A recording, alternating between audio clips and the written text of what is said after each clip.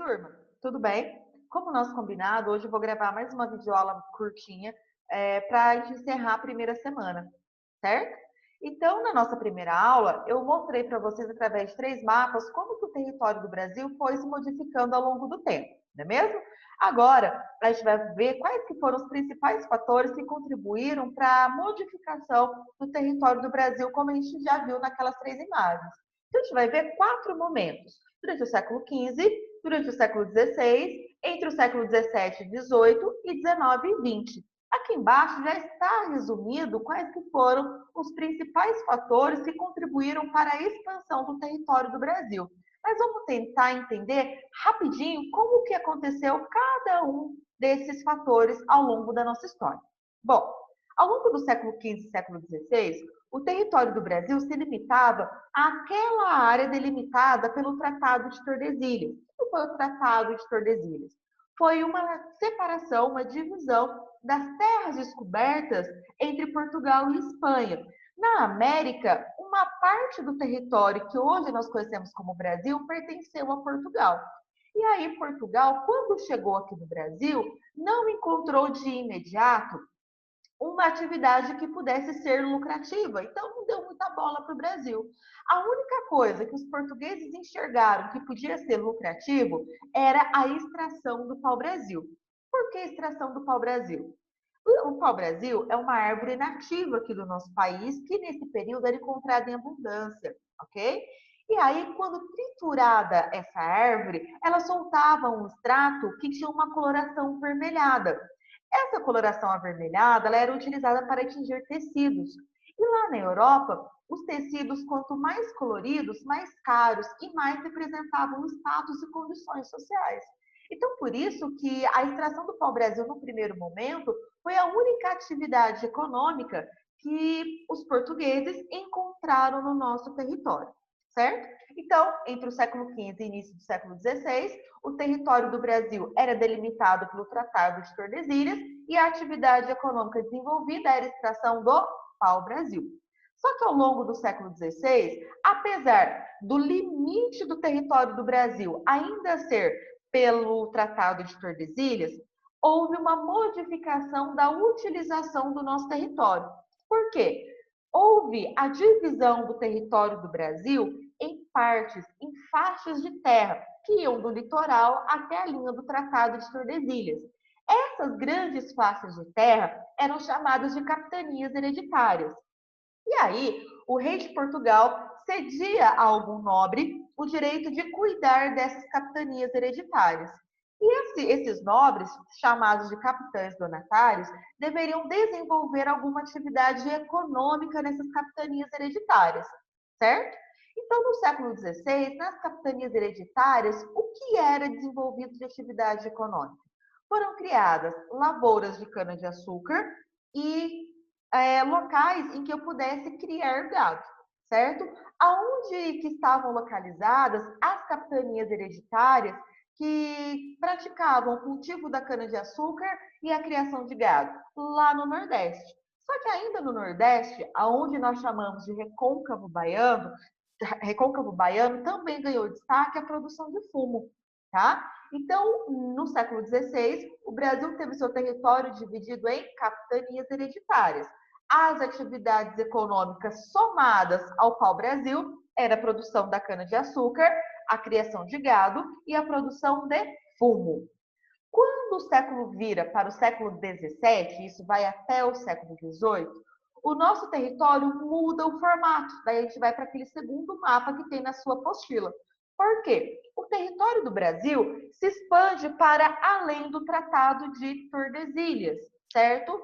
A gente começa a perceber que as lavouras de cana-de-açúcar começam a ganhar cada vez mais importância, porque elas oferecem muito dinheiro a Portugal.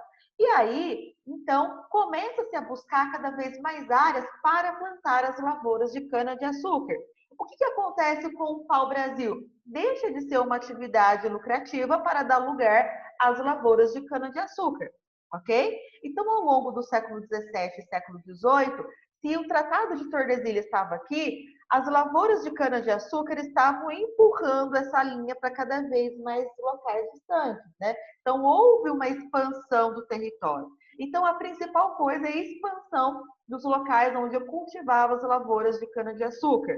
Mas a criação de animais, ela também continua sendo bastante valorizada, em especial a criação de gado bovino lá no Nordeste e também no estado lá no Rio Grande do Sul, aonde se criava esses animais basicamente para retirar a pele, para retirar a carne e para utilizar também como meio de transporte, ok? A produção de tabaco continua no recôncavo baiano sendo uma atividade lucrativa, mas agora eu consigo alcançar a região Nordeste, né? E expandir a região Nordeste até alcançar a região Norte, aonde as drogas do sertão começam a ser exploradas. O que são as drogas do sertão? São especiarias que o Brasil tinha que eram amplamente apreciadas lá na Europa, como, por exemplo, a baunilha, a castanha, o cacau e algumas plantas medicinais, certo? Nesse período, é possível perceber também as ações jesuítas atuando no nosso país. O que foram as ações jesuítas? Eram padres europeus enviados ao Brasil para adentrar as capitanias hereditárias para que pudesse catequizar os nossos índios, certo? Nesse período, os índios já tinham há algum tempo contato com o homem branco e esse contato não foi muito pacífico algumas vezes, né? Algumas vezes esses indígenas acabavam lutando contra os europeus, outro tanto pegavam várias doenças e acabavam morrendo, outros indígenas foram escravizados, né? E os europeus tinham os indígenas como basicamente selvagens, e cabia a esses padres jesuítas a torná-los indivíduos civilizados e também cristãos. Esses padres, então, tinham a missão de entrar nas aldeias e tornar aqueles índios selvagens em indivíduos civilizados e cristãos, certo? Foi nesse período também que começaram a surgir a figura dos bandeirantes. Quem que eram os bandeirantes? Eram pessoas que tinham o intuito de ir para o interior do Brasil em busca de ouro e pedras preciosas. Cada vez que se reunia um grupo de pessoas para ir em busca de ouro e pedras preciosas, esses grupos organizavam algumas que a gente chamava bandeiras. Então, bandeiras nada mais eram do que o conjunto de pessoas que saíam em busca das pedras preciosas. Essas pessoas eram chamadas de bandeirantes, ok? Então, pessoal, ao longo do século XVII e século XVIII, houve um processo de interiorização do território do Brasil. Por quê? Houve um aumento das lavouras de café, houve uma expansão das atividades pecuárias, né, tanto no Nordeste quanto no Rio Grande do Sul. Houve a busca pelas drogas do sertão lá na região amazônica. Houve a chegada dos jesuítas dentro das comunidades indígenas para catequizá-los. E também houve essa interiorização graças à ação das bandeiras em busca de ouro e de pedras preciosas. Ok? Já durante o século XIX e século XX, a formação do território do Brasil esteve relacionada à produção de café e à industrialização. Nesse período, né, começou a ser empregada no Brasil a instalação de muitas lavouras de café, em especial aonde nós conhecemos hoje os estados do Paraná e estado de São Paulo, tá? Essa produção de café, junto com outras produções, como por exemplo de cacau, algodão e produção de látex na região amazônica, fez com que no Brasil fossem instaladas uma grande quantidade de ferrovias. Essas ferrovias tinham o intuito de tirar a produção do interior do nosso país, levar até o litoral para exportar para várias partes do mundo, tá? Foi graças a esses portos criados para exportar os nossos produtos, seja café, cacau, ou látex, algodão, enfim, que muitos imigrantes chegaram no nosso território. Então, por exemplo, se a gente perguntar aí para os nossos pais, pai, nossa, eu tenho alguma origem de algum imigrante? Muitos de vocês vão ver que tem origem italiana, origem espanhola, portuguesa, indígena e assim por diante. E muitos dos imigrantes que chegaram no Brasil vieram pelos portos que foram criados no Brasil entre o século XIX e o século XX. esses portos foram criados com o intuito de exportar os produtos feitos no Brasil. Contudo, foi através desses portos que muitos imigrantes, principalmente europeus, chegaram aqui no nosso território, certo? E é entre o século XIX e o século XX que a gente vê a mudança da nossa capital. No primeiro momento, a capital do Brasil durante o século XVIII era Salvador, depois passou para o Rio de Janeiro, e aqui nos anos 1960, a gente percebe que uma partezinha do estado de Goiás foi retirada para receber a capital do país, que seria Brasília.